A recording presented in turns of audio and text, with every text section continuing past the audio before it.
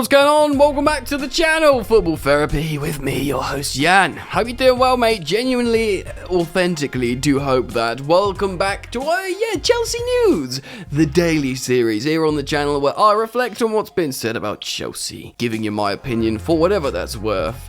Dear sweet viewers, listeners, friends, subscribers, what am I doing? A little bit under the weather, ladies and gentlemen, so you'll have to bear with me. Today we are referencing an article from The Athletic, which I will of course cite down in the description so you can click for reference. What has the new Chelsea management team been doing? What's Graham Potter been doing? An insight behind the scenes, exciting, compelling, and hopefully entertaining content. Please do drop a like on the video.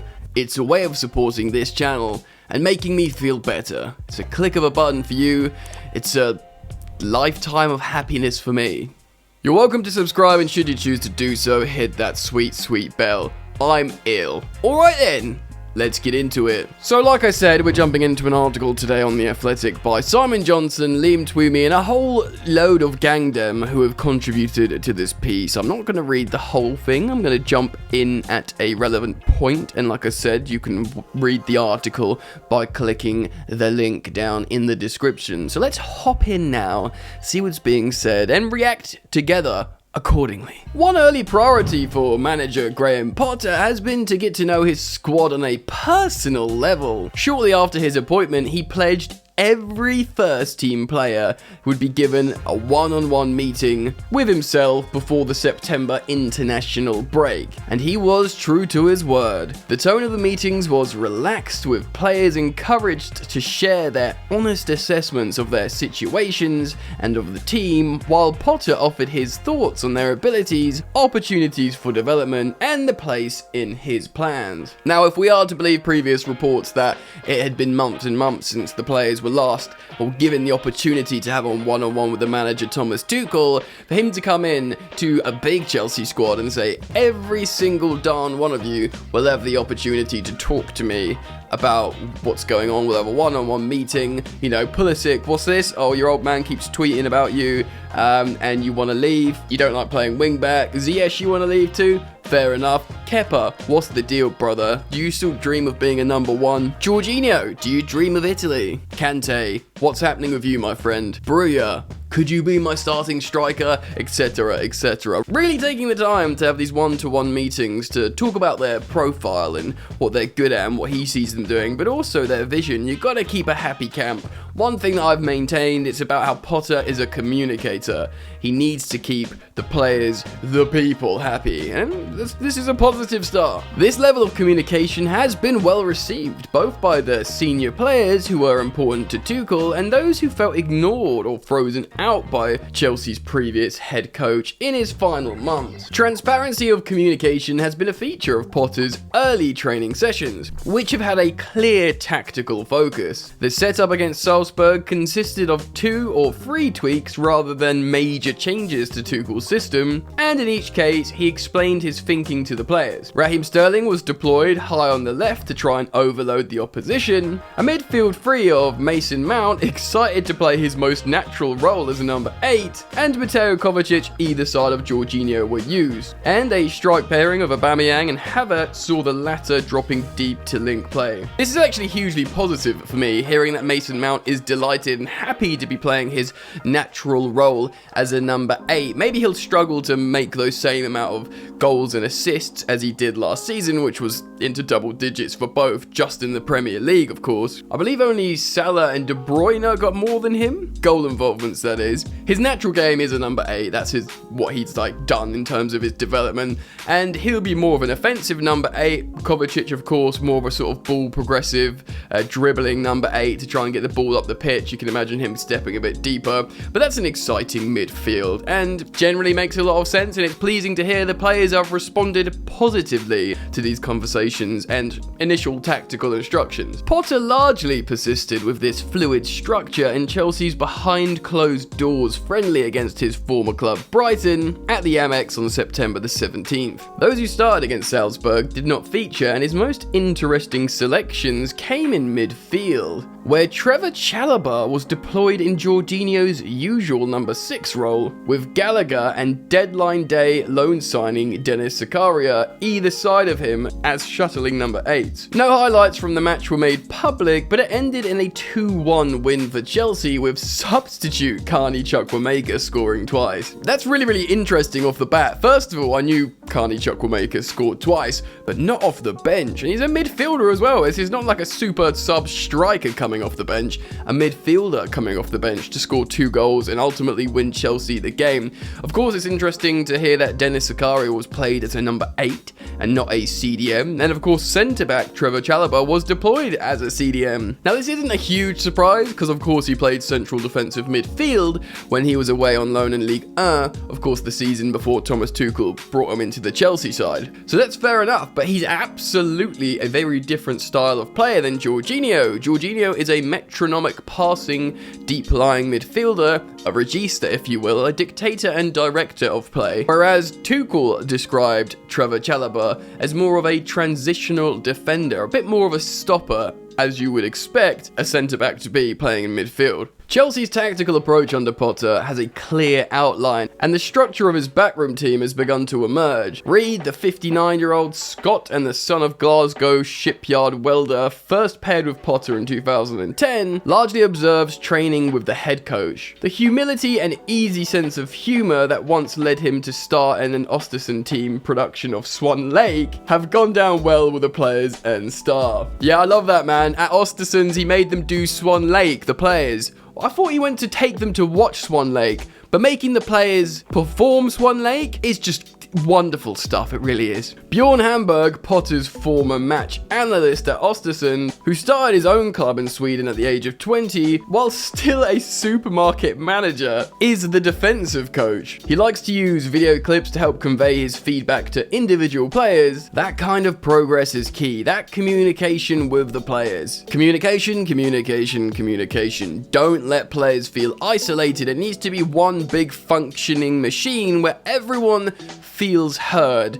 The more you hear about this and how this coaching team works, the more it makes sense that Todd Boehly and Clearlake brought in Graham Potter as this individual representative to build the project with. And although, as things stand, almost certainly not as good a coach as Thomas Tuchel, as a big project, it makes more and more sense the more you read. Bruno Salter, the Brighton icon and former Valencia right back, focuses more on the attacking side of the team. He arrived already familiar with Chelsea club captain Cesar Azpilicueta, since the two Spaniards have a mutual friend in Juan Mata. He was in the front row of the home bench against Salzburg, but do not be surprised to see him stationed in the stands to offer a different perspective on the action, as he often did for Brighton. Yeah, remember Bruno playing in the Premier League? A defender that specialises on attacking.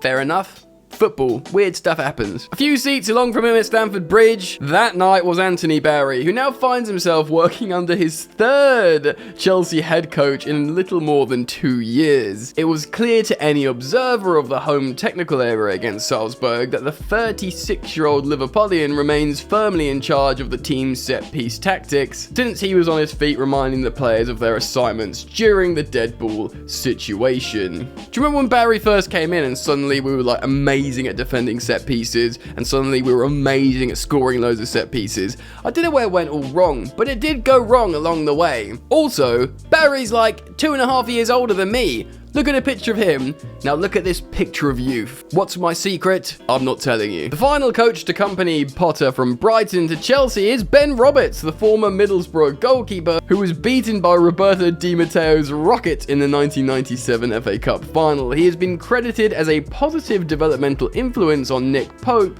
and Robert Sanchez in previous roles at Charlton Athletic and Brighton, and had the same job title as the long-serving Hilario. Yeah, the goalkeeping coach is important, something that we've spoken about before. Brighton are actually gutted he's gone, and many people, including myself, speculated this could be really good for Kepa Arrizabalaga. Maybe his kind of profile would be preferenced over Edouard Mendy. We'll have to see. The division of responsibilities in Potter's backroom staff is relatively clear, but he also wants them to be as fluid and flexible as his team. Quote, "I'll plan and be involved in what we're going to do, but the guys are able to deliver as well. It's good for the players to get a different voice for me to observe. Mine's more the global role in this team, Bjorn's more defending, Bruno's more attacking, and me and Billy are more sort of looking at it all, but we're very collaborative. It's always a dialogue, there's always a conversation. Even though Bjorn's more defending, he'll still have an input on the attacking stuff, and vice versa with Bruno. Early evidence of this more fluid dynamic came across in Salzburg, where Hamburg could be seen giving tactical instructions to Mason Mount and Kai Havertz during the break and play in the second half. That's good, they're all in it together, helping each other. No like one person ruling with an iron fist, open dialogue, teaming communication, etc, etc. Early impressions of Potter and his coaching staff has been positive, with the squad as a whole optimistic about where his ideas can take them. Even those more recent signings who cited Tuchel's presence as part of the attraction of joining Chelsea, it helps that many of the players have a relatively fresh memories of having very difficult experiences against his tactically sophisticated, physically dynamic Brighton team. Yeah, basically Brighton were playing well and they will know that. Jorginho had this to say: I could see a team that was very well organised tactically and a team that wanted to play football, making so many passes to try and hurt the other team with balls through the lines, attacking a lot and pressing high. A team that tries to have an offensive mentality. He did very well against us and other big teams. Indeed, I mean, were they top 4 when he left Brighton and took over Chelsea? I know it's early days, but they were certainly looking very, very good. Building an atmosphere of openness and positivity as a new coach is the easy bit. Chelsea's relative lack of match actions in September has allowed the players to throw themselves into what Potter wants them to do without pressure. But the matches are coming. 13 of them across all competitions between October the 1st and November the 12th. 9 in October alone, the most in a single month for Chelsea since December 2021. Potter will need all his new players engaged, not just to navigate this relentless schedule, but to build serious Premier League momentum while rescuing listless Champions League group stage campaign. Time has unexpectedly been on their side, but that is about to change. Indeed, it's about to go from 0 to 100 real quick, ladies and gentlemen. From having loads and loads of time on the training pitch, you're going to have loads and loads of games, and that can go both ways. You can hit the ground running if you all know exactly what you're supposed to be doing from all this aforementioned training pitch time, or you can be overwhelmed, have a couple of bad results, and you could sort of free fall and have a disastrous time. Regardless, no matter what happens, the ownership has to stick with him because it's a long-term project now. You haven't sacked a world-class manager to put all this pressure on a new guy that has to build a project and a sort of environment conducive to success, because that can take a long time to cultivate. But it's very, very interesting reading about his coaching staff, his methods, his meetings, his conversations with players and thinking where they can play and who's playing in midfield, and Chalobah playing CDM, Zakaria playing as an 8. Very interesting indeed, and of course Chukwuemeka coming off the bench to score those winning goals. Interesting. Potter would be impressed with all that. I want to put it out to you guys. Obviously, football starts again next weekend. The stories are coming out. I want to hear what you guys are feeling. How confident are you? Just tell me summarize your thoughts down in the comment section below. I love reading your guys' comments down there. So thank you for joining me today. It's a bit of a long video, but hey, drop a like, subscribe, etc. Enjoy the football. See you very soon. Peace. You ain't so tough with that bad boy tuck. I'ma get it how I'm living, I'ma walk the walk. Outline my lines, I rap through thought. Body bag the verse, outlined in chalk. In my life seen trouble, hustle on the double. Silence on the trigger like my pick got a muzzle. Yo chick like to guzzle, bad boy stay in trouble. I only love this paper, sorry I don't. I laugh me, baby.